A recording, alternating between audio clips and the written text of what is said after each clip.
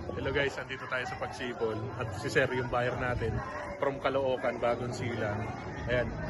Para malang malaman natin yung process ng pagkuha niya ng bahay. Sir, pag-iya tayo. Paano ba yung transaction natin? Paano nyo ba na-umpisa yung transaction na nagustuhan nyo dito sa Pagsibol? Ayun, bali nakilala ko si Sir sa online lang. Oh, yun. Sa YouTube Tapos kami sa nagkakilala. YouTube. Bali, kasi ako medyo maingat ako eh. May nakita ko ng kay Sir na mukhang madami ng naging client. So nag-reach out ako sa kanya. Tapos, ayun, madami siyang binigay na choices sa akin na mga villages yan, like Pagsibol. So ayun, bibigyan ka naman yan ng ng choices, option. Kung ano yung pinakaswak sa magiging Tapos sir, parang nagka-problema pa tayo sa sweldo, ano?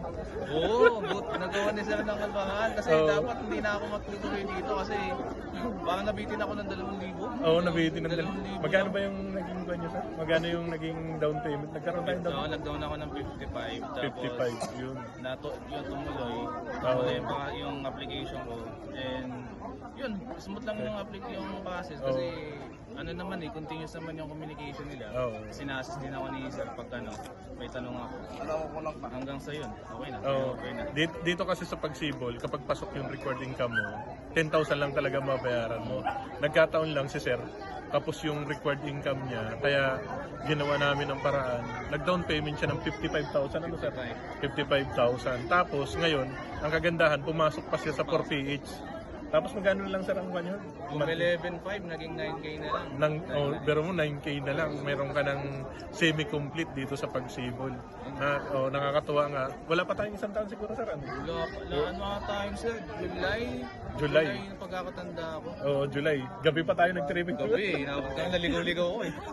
Inabot pa kami ng gabi kasi galing siya sa Caloocan. Tapos ngayon, ayun, nandito na siya. Nakakuha. Turnover na. Kaya congrats sir, congrats. Maraming salamat sa tiwala mo sir. Okay din, smooth din yung pag-assist sir sa amin. Yun. Kaya wala kami naging problema. Okay. Thank you. Salamat sir.